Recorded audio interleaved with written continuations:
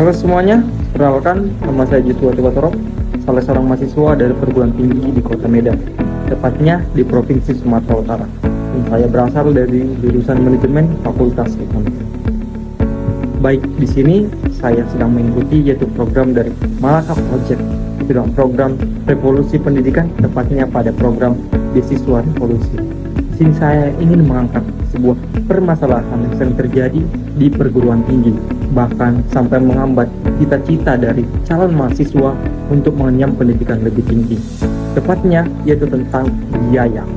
Biaya perkuliahan sedang melambung tinggi, dialami oleh banyak mahasiswa, bahkan sampai jutaan mahasiswa terhambat akan hal ini. Dan saya mengangkat sebuah judul dengan biaya kuliah mahal, kampus menjadi pabrik ijazah tanpa jaminan. Mengapa saya mengatakan ini? Karena ini adalah sebuah studi case yang nyata dialami oleh perkuliahan saat ini. Mahasiswa saat ini membayar UKT yang melambung tinggi, tetapi jaminan untuk sukses sungguh tidak ada.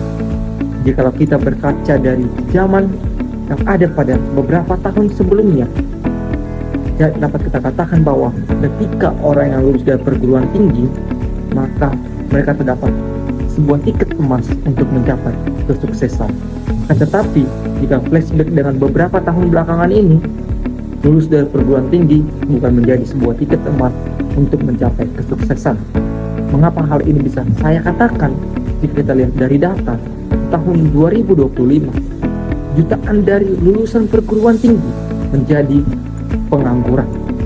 Dan dari data dari Kementerian Ketenagakerjaan bahwa kurang lebih 800 ribuan di tahun 2025 lulusan perguruan tinggi menjadi pengangguran.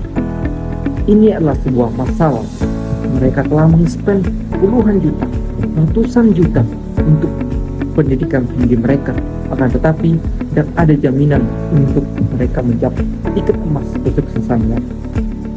Ini bukanlah sebuah data atau sebuah provokasi kata-kata, kutipan provokasional atau kutipan kontroversial agar dapat menggairahkan keinginan mahasiswa saat ini atau menarik perhatian dari mereka yang sedang berkuasa.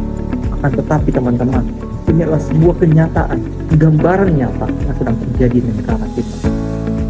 Ini bukan sebuah kontroversial, tapi adalah gambaran nyata. Saya ingin memberikan beberapa poin-poin bahwa yang pertama, pemerintah harus sadar bahwa pendidikan bukan adalah sebuah sektor bisnis.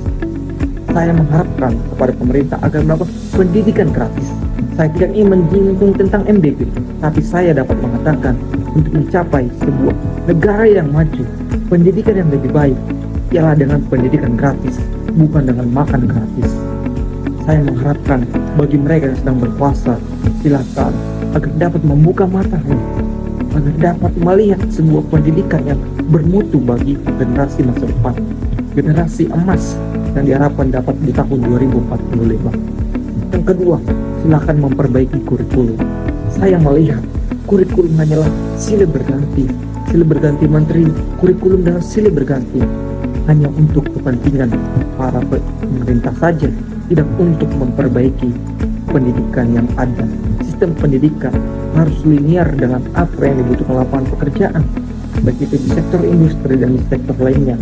Silahkan pemerintah agar dapat melek yaitu dengan apa yang dibutuhkan oleh dunia kerja saat ini, tidak hanya untuk kepentingan dari pribadinya saja.